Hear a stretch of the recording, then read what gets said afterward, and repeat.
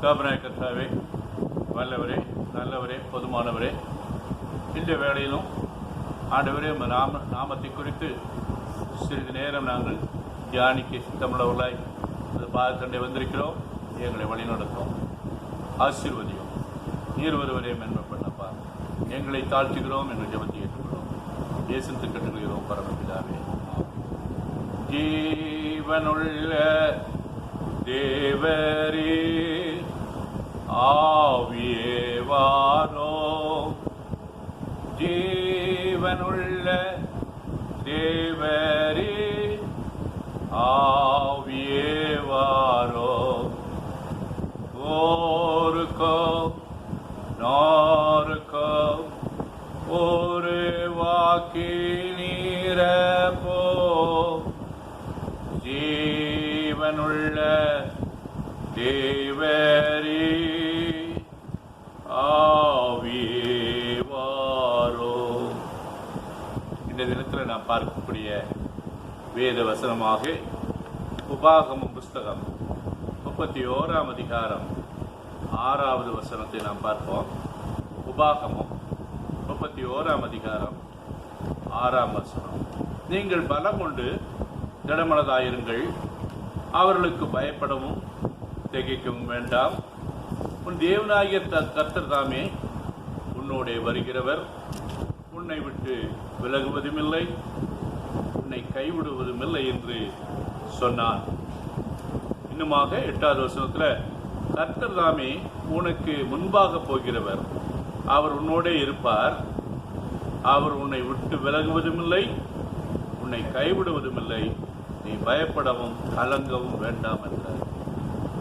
நம்ம வசனத்தை குறித்து வாசிக்கும் பொழுது நமக்கு இந்த வசனங்கள் யாவும் தேவனிடத்தில் நாம் கொண்டிருக்கின்ற உடன்படிக்கையாக நான் பார்க்கின்றேன். உடன்படிக்கை என்பது சொல்லும் பொழுது ஆங்கிலத்தை அது அக்ரிமெண்ட் என்று சொல்றாங்க. ஒரு பூமியை விற்கிறதா இருந்தால் அது ஒரு தீர்மானமான ஒரு விலைக்கு விற்பதை குறித்து ஒரு உடன்படிக்கையை செய்கிறார்கள்.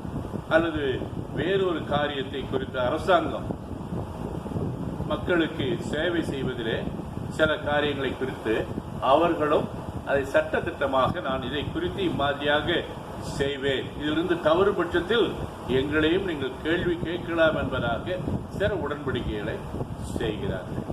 ஆக இந்த உடன்படிக்கையை தேவன் நமக்கு வசனத்தின் மூலமாக தந்திருக்கிறதை பார்க்கின்றேன். இந்த வசனத்தை பார்க்கும் பொழுது, நீங்கள் படம் கொண்டு திடமனதாக இருங்கள், நீங்கள் எதை குறித்தும் கவலைப்பட வேண்டிய அவசியமே இல்லை.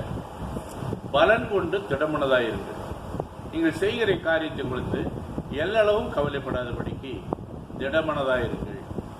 நமக்கு அவ்வப்போது ஏற்படுகின்ற சோதனைகளை சில நேரத்தில் சந்தர்ப்ப சூழ்நிலைக்கேற்ப நம்ம விட்டு கொடுத்துடுறோம். திடமனது இல்லை, காம்ப்ரமைஸ்ன்னு சொல்கிறாங்க. அதை விட்டு கொடுத்த பிற்பாடு இந்த மாதிரி செஞ்சிருக்கலாமோ, செய்யாமல் இருந்தனோ என்று நமக்குள்ளாகவே நாம் கேள்விகளை கேட்கிறதா இருக்கின்றோம். ஆனால் நமக்கு வேதம் என்ன சொல்கிறது? பலம் கொண்டு திடமாயிருங்கள். நீங்கள் ஒரு காரியத்தை குறித்து முடிவெடுத்தவர்களாக இருந்தீர்களானால் அந்த காரியத்தை குறித்து திடமனதாயிருங்கள். அதை குறித்து எல்லளவும் நீங்கள் கவலைப்படாமல் இருக்க வேண்டும் என்பதாக இன்னுமாக பார்க்கிறோம். இன்னுமாக இந்த மாதிரி காரியங்களை செஞ்ச பிற்பாடு பின்விளைகளை குறித்து நாம் சிந்திக்கிறோம். ஒருவேளை இந்த காரியம் நமக்கு சோதனையாக முடியுமோ, என்ன செய்ய போறோம் அப்படிங்கும் பொழுது அதை குறித்து தான் என்ன நினைக்கிறார்?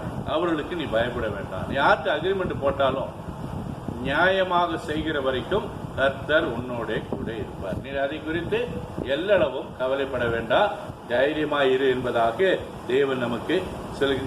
இன்னுமாக திகைக்கவும் வேண்டாம். செய்த காரியத்தை குறித்து நான் இப்படி செய்து விட்டது தவறாய் போனதோ என்ற விதமாக திகைக்கவும் வேண்டாம் என்று சொல்லுவது மட்டுமல்லாமல், உன் தேவனாகிய கர்த்தர் தாமே உன்னோட கூட வருகிறார். நமக்கு ஒரு பாதுகாப்பு கூட இருக்கு.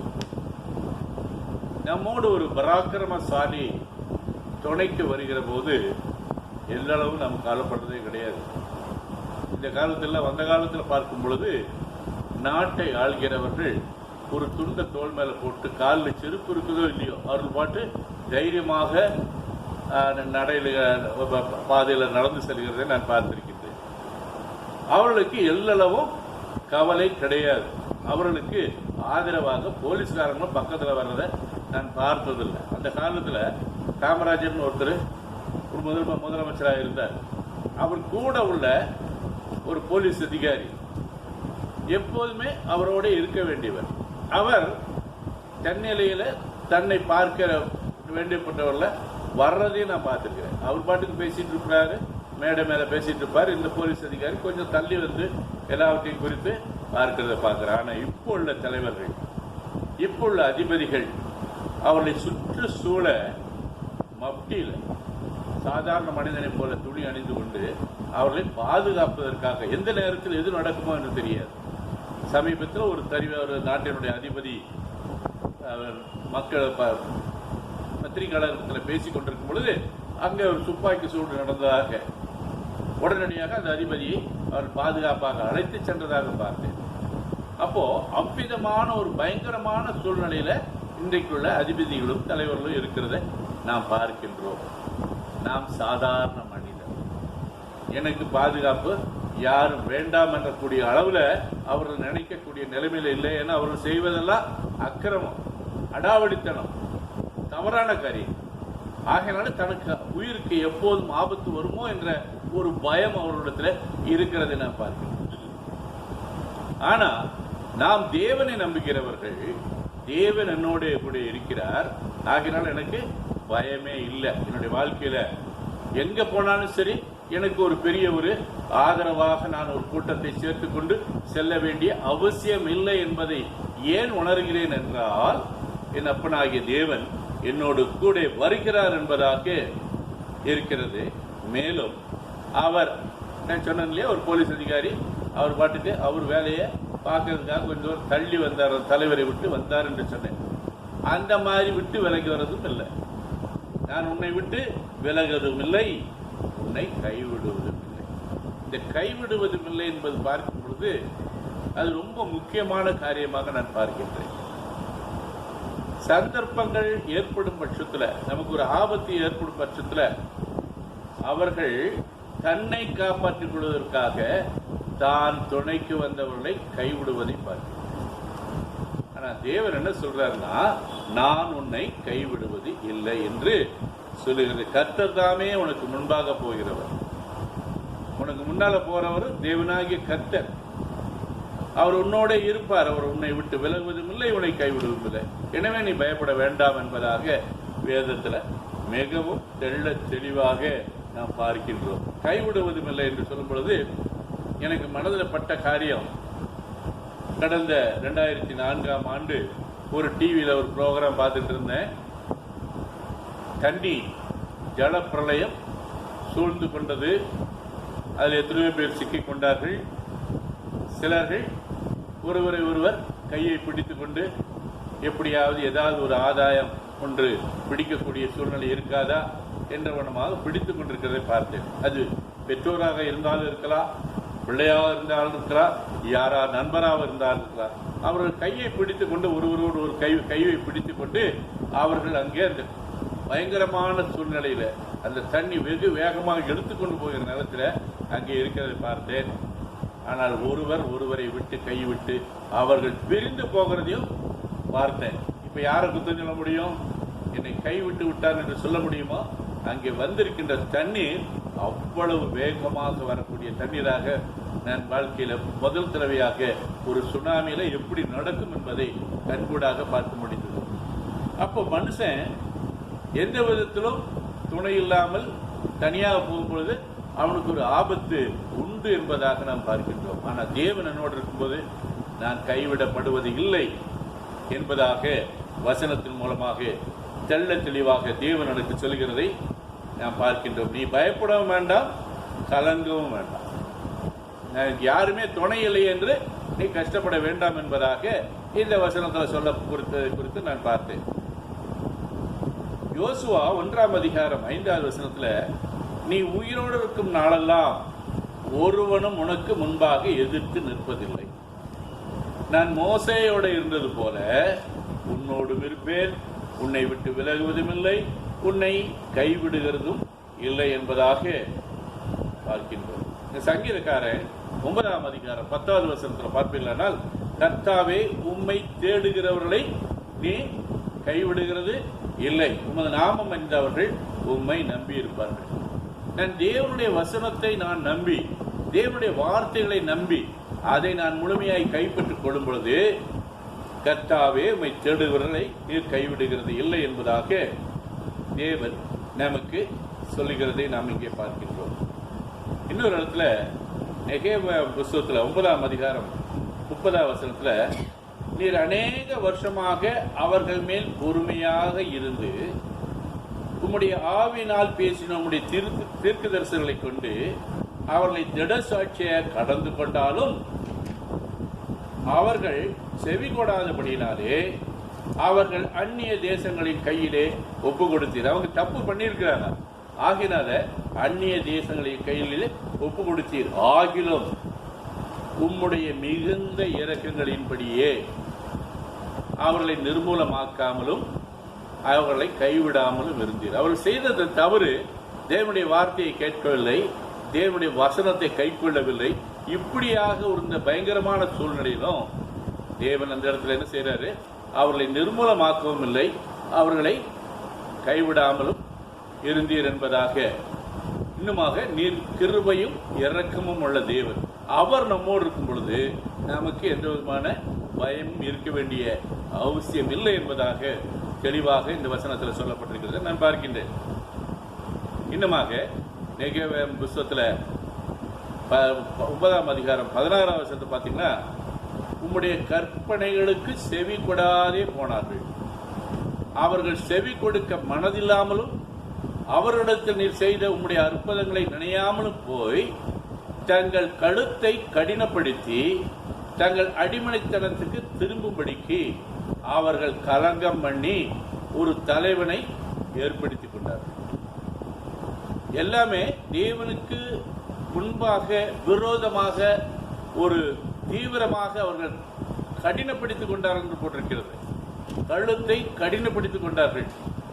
அவர்கள் அடிமைத்தனத்துக்கும் திரும்பும்படிக்கு அவர்கள் கலகம் பண்ணி, அவர்கள் கஷ்டப்பட்டு கொண்டிருந்த காலத்தில் அவர்கள் கை கொடுத்து அவர்களை மீட்டு வந்த வேலையில அவர்கள் அது போதும், எனக்கு அடிமைத்தனத்தில் இருந்தது எனக்கு பிரயோஜனமா என்று அவர்கள் அதை திரும்பும்படிக்கு அவர்கள் கலகம் பண்ணி ஒரு தலைவனை கூட அதற்கு ஏற்படுத்திக் கொண்டிருந்தார். ஆகிலும் வெகுவாய் மன்னிக்கிறவரும் இரக்கமும் மன உருக்கமும் நீடிய சாந்தமும் மகா கிருபையும் உள்ளவருமான தேவனாகிய நீர் அவர்களை கைவிடவில்லை. எப்படி நீங்க பாருங்க, ஏதோ ஒரு வார்த்தையில நம்ம பிதாக்களுக்கு ஒரு வார்த்தையாக ஆணையிட்டு கொடுக்கின்றார்.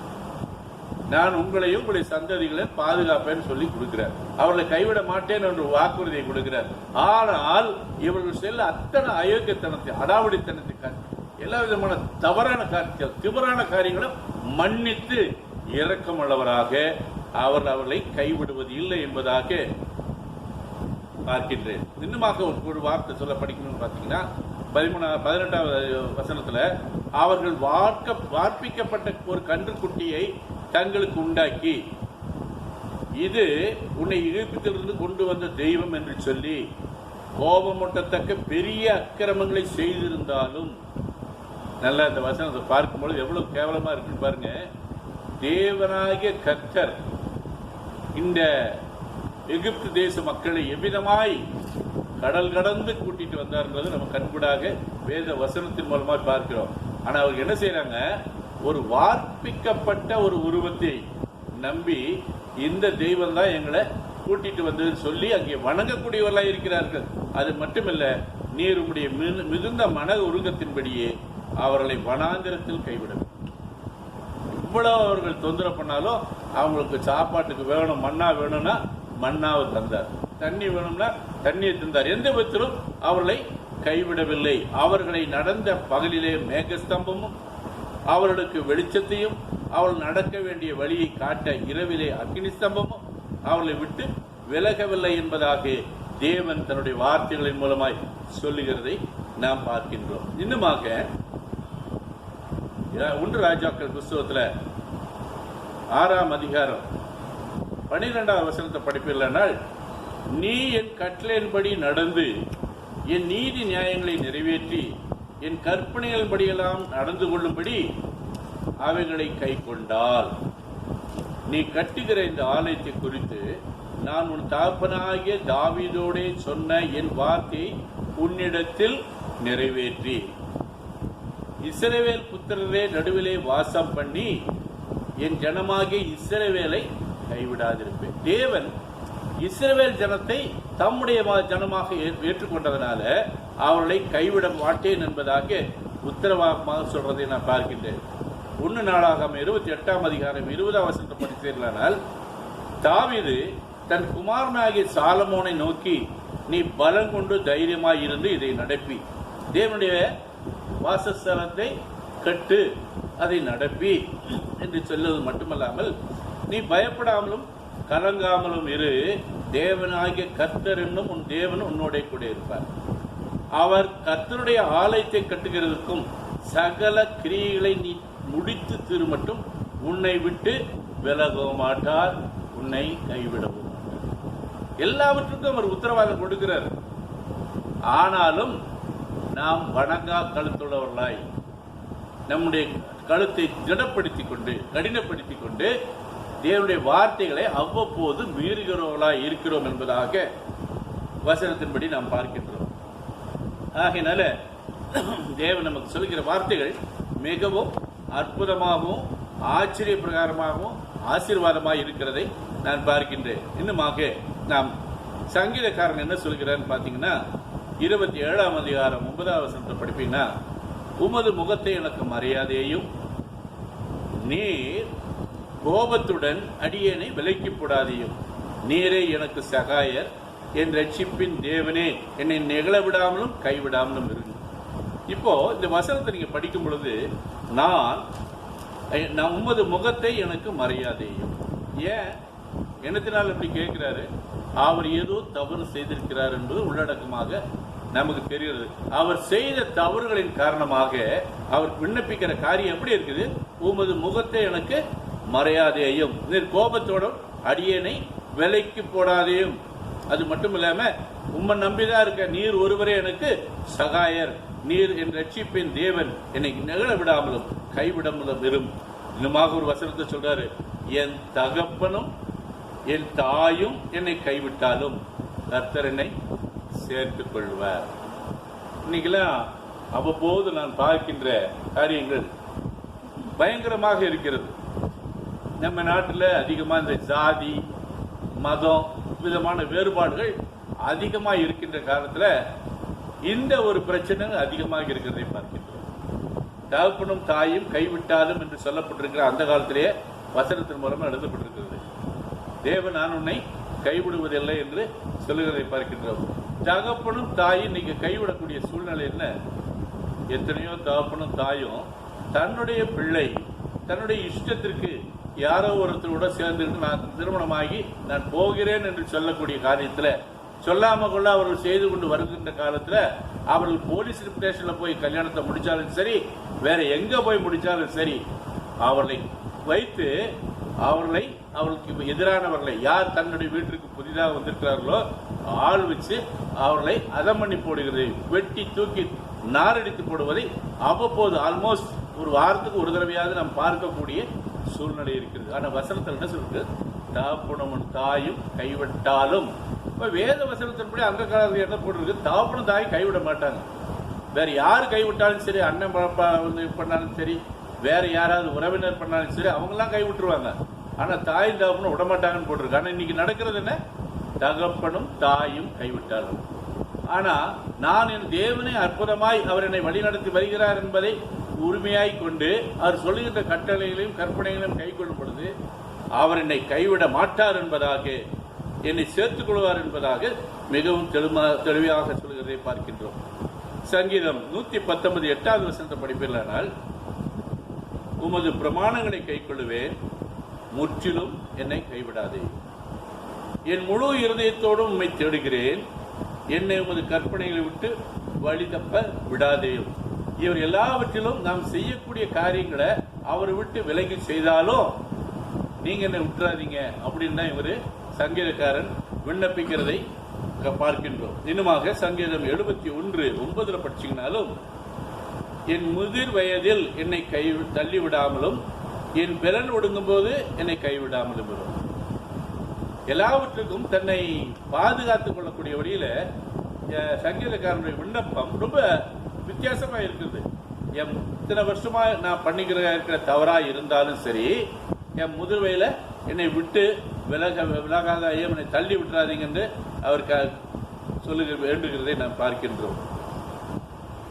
இன்னுமாக ஒரு வசனத்தில் அவர் என்ன சொல்றாருன்னா, தேவன் அவனை கைவிட்டார், அவனை தொடர்ந்து பிடியுங்கள், அவனை விடுப்பார் இல்லை என்கிறார்கள். கர்த்தாவே என்னை கைவிடாதேயும், என் தேவனே எனக்கு தூரமாயிராதேயும்.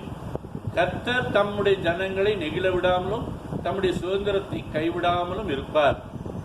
நீதிமானுக்கு இறங்கி கொடுக்கிறவனா அவரால் ஆசீர்வதிக்கப்பட்டவர்கள். அவன் விழுந்தாலும் தள்ளுண்டு போவதில்லை. கர்த்தர் தமது கையினால் அவனை தாங்குகிறார்.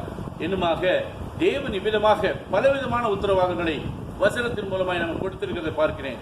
நான் இளைஞனா இருந்தேன், முதிர் வயது உள்ளவனும் ஆனேன், ஆனாலும் நீதிமான் கைவிடப்பட்டதும் அவன் சந்ததி அப்பத்துக்கு இறந்து திரிகிறதையும் நான் காணவில்லை. கர்த்தர் நியாயத்தை விரும்புகிறார், அவர் தமது பரிசுத்தவான்களை கைவிடுவது இல்லை. நான் உத்தமனாய் நடக்கும்போது எனக்கு தேவன் என்னை விட்டு விலகுவதும் இல்லை, என்னை கைவிடுவதும் இல்லை என்பதாக பார்க்கின்றேன். இன்னுமாக ஏசாயா புஸ்தகம் 41:17 படிப்பீங்கன்னா, சிறுமையும் எளிமையானவர்கள் தண்ணீர் தேடி அது கிடையாமல் அவர்கள் நாவு தாகத்தால் வரலும் போது கர்த்தராகிய நான் அவர்களுக்கு செவி கொடுத்து இஸ்ரவேலின் தேவனாகிய நான் அவர்களை கைவிடாது. இது எவ்வளவு தேவன் நம்மை முழுமையாக அன்பு செலுத்துகிறவராய், நம்முடைய எல்லா சந்தர்ப்பத்திலும் நமக்கு வழிகாட்டுகிறாய் மட்டுமல்ல, தாம் கொடுத்த கற்பனையின்படியும் கட்டளைகளின்படி கைக்கொள்கிற பிள்ளைகளை வெகுவாக பாதுகாக்கின்றார். நம்முடைய தூதர்களை கொண்டு பாதுகாக்கிறார் என்பதாக நான் பார்க்கிறேன். ஏசாயா புஸ்தகம் 42:16 படிப்பீர்களானால், குருடரை அவர்கள் அறியாத வழியிலே நடத்தி அவர்களுக்கு தெரியாத பாதையில் அவர்களை அழைத்து கொண்டு வந்து அவர்களுக்கு முன்பாக இருளையும் வெளிச்சமும் கோணலை செம்மையுமாக்குவேன். இந்த காரியங்களை நான் அவர்களுக்கு செய்து அவர்களை கைவிடாதிருப்பேன். குருடனுக்கு தேவன் கூடவே இருந்து அவனுக்கு எவ்விதமாய் அவனை வழிநடத்துகிறார் என்பதாக, அவர்களுக்கு தெரியாத பாதையில் அவர்களை அழைத்து கொண்டு வந்து அவர்களுக்கு முன்பாக இருளை வெளிச்சமாக்குவேன். அவன் ஒரு குருடனுக்கு வெளிச்சம் என்பது என்னவென்றே தெரியாது. ஆனா தேவன் கொடுக்கிற வார்த்தை என்ன? அவர்கள் தைரியமாக நடந்து செல்லக்கூடிய வழியிலே அவர்களுக்கு அவருடைய பாதையை காட்டுவேன், கோணலானவளை செம்மையாக்குவேன், அவர்களை கைவிடாதிருப்பேன் என்பதாக தேவன் சொல்லுகிறதை பார்க்கின்றேன். ஏசாயா புஸ்தகம் 54:7 படிப்பீங்கன்னா, இப்பொழுது உன்னை கைவிட்டேன், ஆனாலும் உருக்கமான இரக்கங்களால் உன்னை சேர்த்துக் கொள்வேன். அற்பகாலம் மூண்ட கோபத்தினால் என் முகத்தை இமைப்பொழுது உனக்கு மறைத்தேன். நீங்க செய்த தவறுகளை பார்த்து அந்த அற்பமான கோபத்தினால ஒரு நொடி பொழுது உனக்கு என் முகத்தை மறைத்தேன், ஆனாலும் நித்திய கிருபையுடன் இறங்குவேன். ஒரு உத்தரவாதத்தை நம்ம பார்க்கிறோம். நித்திய கிருபை, அந்த கிருபையில பரிபூர்ணமாக இருக்கிறதை நாம் பார்க்கின்றோம் என்று கர்த்தராகிய மீட்பர் நமக்கு சொல்லுகிறதை காண்கின்றோம். இன்னுமாக ஏசாயா 62:4 படிப்பீர்களானால், நீ இனி கைவிடப்பட்டவள் எனப்படாமலும் உன் தேசம் இனி பாழான தேசம் எனப்படாமலும் நீ எப்சி என்றும் உன் தேசம் வியூலா என்றும் சொல்லப்படும். கர்த்தர் உன்மேல் பிரியமாயிருக்கிறார், உன் தேசம் வாழ்க்கைப்படும். நீ கர்த்தருடைய கையில் அலங்காரமான கிரீடம், உன் தேவனுடைய கரத்தில் ராஜ முடியுமாயிருப்பார். அவருடைய பரிசுத்த ஜனம் என்றும் கர்த்தரால் மீட்கப்பட்டவர்கள் என்றும் சொல்லுவார்கள். நீ அதை தேடிக்கொள்ளப்பட்டவர்கள் என்றும் கைவிடப்படாத நகரம் என்றும் பெயர்படுவாய். எல்லாவற்றிலும் கர்த்தர் நம்மை கைவிட மாட்டார் உத்தரவாதத்தை தெளிவாக நாம் கேட்கிறதை நாம் பார்க்கின்றோம். இன்னுமாக ஆதியாகமம் புத்தகத்துல 28ஆம் அதிகாரம் 15ஆவது வசனத்தை படிப்பீர்களானால், நான் உன்னோடே கூட இருந்து நீ போகிற இடத்தெல்லாம் உன்னை காத்து இந்த தேசத்துக்கு உன்னை திரும்பி வர பண்ணுவேன். நான் உனக்கு சொன்னதை செய்யும் அளவும் உன்னை கைவிடுவதே இல்லை என்று தேவன் பரிபூர்ணமாக வசனத்தின்படி வார்த்தைகளை நமக்கு கொடுக்கிறதை பார்க்கின்றோம். எரேமியா புத்தகம் 51ஆம் அதிகாரம் 5ஆவது வசனத்தை படிப்பீர்களானால், அவர்கள் தேசம் இஸ்ரவேலின் பரிசுத்திற்கு விரோதமாக செய்த அக்கிரமத்தினால் நிறைந்திருந்தும் யூதா தன் தேவனாலும் இஸ்ரவேல் சேனைகளின் கர்த்தராலும் கைவிடப்படவில்லை. ஆக என்னதான் நம்ம தப்பு பண்ணாலும் சரி, நான் தப்பு பண்ணுங்கள் என்று நான் சொல்லவில்லை, தப்பு பண்ணாலும் சரி, தேவன் நம்பால் கொண்டிருக்கின்ற இரக்கத்தின் பிரகாரமாய் அவ்வப்போது இரக்கம் கொண்டு நம்மை மீட்கிறவராய் இருக்கிறார் என்பதை நான் பார்க்கிறோம். 2 கொரிந்தியர் 4ஆம் அதிகாரம் 8ஆவது வசனத்தில் பார்த்துக்கொள்ளானால், நான் எப்பக்கத்தில் நெருக்கப்பட்டும் ஒடுங்கி போகிறதில்லை, கலக்கமடைந்தும் மனமுறிவு அடைகிறதில்லை, துன்பப்படுத்தப்பட்டும் கைவிடப்படுகிறது இல்லை, கீழே தட்டப்பட்டும் மடிந்து போகிறதில்லை, கர்த்தராகிய இயேசு கிறிஸ்துவுடைய ஜீவனும் எங்கள் சரீரத்தில் விளங்கும்படி இயேசுவின் மரணத்தை எப்பொழுதும் எங்கள் சரீரத்தில் சுமந்து தெரிகிறோம். நாங்கள் தேவனுடைய நாமத்தை மற்றவர்களுக்கு பறைசாற்றக்கூடிய வழியில ஒரு உண்மையுள்ள சாட்சியங்களாய் நாங்கள் இருக்கின்றோம். அவருடைய மரணத்தை எப்பொழுதும் எங்கள் சரீரத்தில் சுமந்து தெரிகிறோம் என்று சொல்லக்கூடிய அளவுக்கு அவருடைய வார்த்தைகளை, அவருடைய நாமத்தை பின்பற்றி அவருக்கு பின் செல்கிறவராக இருக்கும்படினால எங்களுக்கு என்னெல்லாம் இல்லையா, சேனைகளின் கர்த்தரால் கைவிடப்படவில்லை, நாங்கள் எந்த பட்டத்தில் நெருக்கப்பட்டும் ஒடுங்கி போவதில்லை, கலக்கமடைந்தும் மனம் முறிவிடுவதில்லை, துன்பப்பட்டும் கைவிடப்படுகிறது என்பதாக மிகவும் தெளிவாக நமக்கு சொல்லுகிறதை பார்க்கின்றோம். இன்னுமாக எபிரேயர் புத்தகத்தில் பார்த்தீங்கன்னா ஒரு அற்புதமான ஒரு வார்த்தையை நமக்கு கொடுத்திருக்கின்றார். ஆனா இது எத்தனை பேர் கடைபிடிப்பார்கள் என்பது சொல்லி முடியாது. ஏன் என்று சொன்னால் ரொம்ப தெளிவா சொல்லியிருக்கு,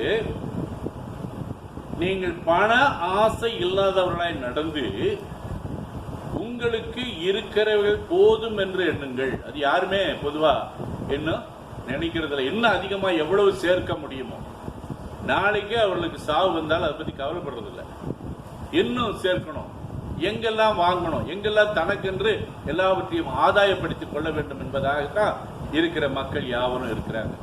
எனக்கு தேவன் கொடுத்திருக்கின்ற ஆசீர்வாதம் எனக்கு போதும், இம்மட்டுமாய் என்னை ஆசீர்வதிக்கிறாரே என்ற ஒரு மன நிறைவு அவ்வப்போது நான் பார்க்கிறது இல்லை. ஆனா தேவன் என்ன சொல்றாரு இந்த வசனத்துல, நீங்கள் பண ஆசை இல்லாதவர்களாய் நடந்து உங்களுக்கு இருக்கிறவைகள் போதும் என்று எண்ணுங்கள். இப்படி இருந்தீங்கன்னா என்ன சொல்றாரு, நான் உன்னை விட்டு விலகுவதும் இல்லை, உன்னை கைவிடுவதும் இல்லை என்று சொல்லியிருக்கிறாரு. அப்போ அவர் சொல்றது நீங்க என்னமே சம்பாதிக்க வேண்டாம்னு சொல்ல, உங்களுக்கு நிறைவான ஆசீர்வாதத்தை நான் தருவேன் என்ற உத்தரவாதத்தை இங்கு சொல்லுகிறதை பார்க்கிறோம். மனுஷன் மற்றவர்களிடத்தில் இறந்து போறதை பார்க்கவில்லை என்று சொல்றார்கள். அவர்கள் சாப்பாட்டுக்காக இறங்குகிறதை பார்ப்பதில்லை என்று சொல்கிறார். வசனத்தின் மூலம் எல்லாவற்றையும் சொல்லியிருக்கு. இவ்வளவு உத்தரவாதம் இருந்தும் நாம் ஏன் இப்படி இருக்க வேண்டும் என்பதை நாம் மறுபடியும் சிந்தித்து பார்க்க வேண்டும் என்பதாகவே என்னுடைய தியானத்தில் நான் பார்க்கின்றேன். இன்னுமாக லூக்காவின் புத்தகத்தில் படித்தீர்களானால் 17ஆம் அதிகாரம் 34வது வசனத்தில் படிப்பீங்கன்னா, அந்த ராத்திரியிலே ஒரே படுக்கையில் படுத்திருக்கிற 2 பேர்கள் ஒருவன் ஏற்றுக்கொள்ளப்படுவான், மற்றவன் கைவிடப்படுவான். திரியை திரிக்கின்ற 2 ஸ்திரீகளில் ஒருத்தி ஏற்றுக்கொள்ளப்படுவாள், மற்றவள் கைவிடப்படுவாள். வயலில் இருக்கிற 2 பேரில் ஒருவன் ஏற்றுக்கொள்ளப்படுவான், மற்றவன் கைவிடப்படுவான் என்று உங்களுக்கு சொல்லுகிறது. அப்படின்னா அர்த்தம் என்ன?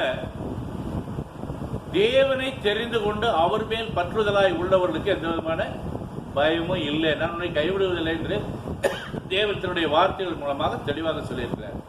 அப்ப இதில் யாரு தேவனுடைய மகிமையை பெற்று அவர்களோடு ஏற்றுக்கொள்ளப்படுவார், யார் ஏற்றுக்கொள்ளப்பட மாட்டான், யார் கைவிடப்படுவான் என்பதை தெள்ள தெளிவாக இந்த வசனத்தில் சொல்லுகிறதை நான் பார்க்கின்றேன்.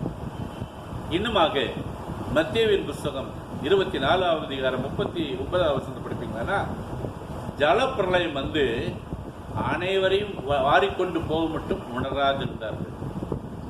அந்த சுனாமி வந்த போதுல அப்படித்தான் இருந்தாங்க. ஒரு தடவை தண்ணி உள்ள வந்தது, அவங்க எல்லாம் அதை குறித்து புதுசா தண்ணி வருதுன்னு நினைச்சுக்கிட்டு இது உள்வாங்குதுன்னு நினைச்சிட்டு இருந்தாங்க. ஆனா அதுக்கு அடுத்த நிமிஷம் என்னாச்சு, அந்த தண்ணி அப்படியே பின்னால போயிடுச்சு. அதனால என்ன நினைச்சாங்க, அது கிடைக்கிறதெல்லாம் பொறுக்கிட்டு வரலான்னு பார்த்தாங்க. ஆனா தண்ணி ஆச்சு, என்னாச்சு, இன்னும் அதிக பலத்தோடு மறுபடியும் திருப்பி வந்து அவர் எல்லாரையும் அள்ளி கொண்டு போனதை நாம் பார்க்கின்றோம். அப்படியே மனுஷகுமாரன் வரும் காலத்திலும் நடக்கும். அப்பொழுது 2 பேர் வயலில் இருப்பார்கள், ஒருவன் ஏற்றுக்கொள்ளப்படுவான், ஒருவன் கைவிடப்படுவான். 2 ஸ்திரீகள் எந்திரம் அரைத்துக் கொண்டிருப்பார்கள், ஒருத்தி ஏற்றுக்கொள்ளப்படுவாள், ஒருத்தி கைவிடப்படுவாள்.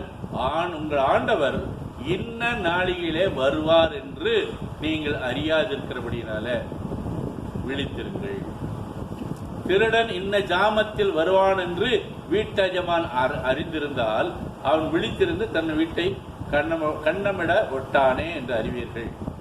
திருடன் எப்பதான் வருவான்னு சொன்னா அதுக்கு தேவையான பாதுகாப்பை வைத்துக் கொள்வான். ஆனா அவன் எப்ப வருவான், யாரு வந்து நமக்கு திருடன் நம்ம கூடவே வந்து பார்த்துட்டு போவான். என்னுடைய வாழ்க்கையில நான் சொல்ல போனீங்கன்னா, ஒரு ஆள் வந்தா நான் கம்பெனி நடத்தி கொண்டிருக்கும் பொழுது திடீர்னு நல்ல டீக்கா ட்ரெஸ் பண்ணிட்டு இருந்தான். ஒரு வாலிப பையன் பேட்டெல்லாம் போட்டு இன் பண்ணி டக் பண்ணிட்டு வந்தான். என்ன சொன்னா, ஐயா நாங்க இருக்கிற பழைய ஜாமானங்கள்லாம் நான் அந்த பேப்பர் அந்த தகரமெல்லாம் எடுத்துட்டு போவேன். 7 நாள் கழித்து தான் எனக்கு தெரிஞ்சது. அன்று இரவு என்னுடைய அந்த ஷட்டர் கதவு பூட்டு உடைக்கப்பட்டு உள்ளால் இருந்த பொருள் எல்லாம் எடுத்து, சில முக்கியமான பொருள்லாம் எடுத்துட்டு, ஏன்னா இரும்பு தகரத்தை அவன் எடுத்துட்டு போக முடியாது. ஆனா இருக்கிற கையில ட்ரில்லிங் மிஷினு மற்ற முக்கிய கையில எடுத்துக்கூட பொருள்கள் தான் எல்லாத்தையும் எடுத்துட்டு அவன் போயிட்டான். எனக்கு அவன் தான் எடுத்தான்றது தெரியாது. ஆனால் ஒரு 3 நாட்கள் 4 நாட்கள் கழிச்சு அந்த போலீஸ்காரங்க நான் கம்ப்ளைண்ட் கொடுத்த போது அவர்கள் கூட்டிட்டு வந்தது ஒருத்தர் அரட்ராஜர்ல ஒரு ஆட்டோவில் கூட்டிட்டு வந்தாங்க. இந்த இடத்தெல்லாம் காமிச்சாங்க. அவனை பார்த்ததும் நான் அசந்து போய்விட்டேன். அவன் தான் அந்த திருடன். அப்போ இந்த நேரத்துல திருடன் வருவான்றது நமக்கு தெரியாது. நம்ம கூடவே இருப்பான் அந்த திருடன். ஆனா அவன் என்ன நோக்கத்தோடு வருகிறான் என்பதை நாம் அறியோம். ஆனால் அந்த அர்த்தத்தில் சொல்லப்படவில்லை. தேவன் வரும் நேரம், எந்த நேரத்தில் வருவார் என்பது நமக்கு தெரியாது. ஆகினால் நாம் விடுத்திருந்து அவருடைய வருகைக்காக காத்திருக்க வேண்டும் என்பதாகத்தான் இந்த பார்க்க. நீங்கள் நினையாத நாளிகளே மனுஷகுமாரன் வருவார், ஆதலால் நீங்கள் ஆயத்தமாயிருங்கள். நான் சொன்னது புரிஞ்சுக்கிட்டீங்களா? நான் ஒரு உதாரணத்துக்கு தான் அந்த கதையை சொன்னேன். இதற்கும் சம்பந்தம் இல்லை. தேவனாகிய கர்த்தர் எந்த நேரத்தில் வந்து நம்மை அழைப்பார் மேல சொல்லப்பட்ட பிரகாரம் 2 முறை சொல்லிக்கிறத பாக்குறேன். லூக்காவிலும் சொல்லியிருக்கு, மத்தேயுவிலும் சொல்லியிருக்கு. ஒருவன் 2 பேர்ல ஒருத்தர் ஏற்றுக்கொள்ளப்படுவான், ஒருத்தர் விட்டு விடப்படுவான், கைவிடப்படுவான் என்பதாக பார்க்கிறோம். தேவன் எவ்விதமாய் நம்மை ஏற்றுக்கொள்ளக்கூடிய சூழ்நிலையிலே நாம் நம்மை தகுதிப்படுத்திக் கொள்ள வேண்டும் என்பதாக நான் பார்க்கின்றேன். இன்னும் கடைசியாக தேவன் நமக்கு கொடுத்த வார்த்தைகளின்படி இந்த ஆசீர்வாதத்தை உங்களுக்கு முன்னதாக வைக்க ஆசைப்படுகின்றேன். 1 ராஜாக்கள் 8ஆம் அதிகாரம் 57ஆம் வசனம் 58வது வசனத்தை படிப்பீர்களானால், நம்முடைய தேவனாகிய கர்த்தர் நம்மை கைவிடாமலும் நம்மை நெகிழ விடாமலும் அவர் நம்முடைய பிதாக்களோடு இருந்தது போலவே நம்மோடும் இருந்து நாம் அவருடைய வழிகளில் எல்லாரும் நடக்கிறதற்கும் அவர் நம்முடைய பிதாக்களுக்கு கட்டளையிட்ட அவருடைய கற்பனைகளையும் அவருடைய கட்டளைகளையும் அவருடைய நியாயங்களையும் கைக்கொள்ளுகிறதற்கும் நம்முடைய இருதயத்தை தம்மிடத்தில் சாய பண்ணுவாராக. தெளிவாக நம்ம என்ன செய்ய வேண்டும் என்பதை இந்த வசனத்தின் மூலமாய் தேவன் நமக்கு தெளிவாக சொல்லுகிறதை நான் பார்க்கின்றேன். தேவன் இப்படி செய்யும் பொழுது நம்மை கைவிடாமலும் நம்மை நெகிழ விடாமலும் பிதாக்களோடு இருந்தது போல நம்மோடும் இருந்து எல்லாவற்றிலும் எல்லாமாக இருந்து செய்விப்பார் என்பதாக இந்த வசனத்தின் மூலமாய் பார்க்கின்றோம்.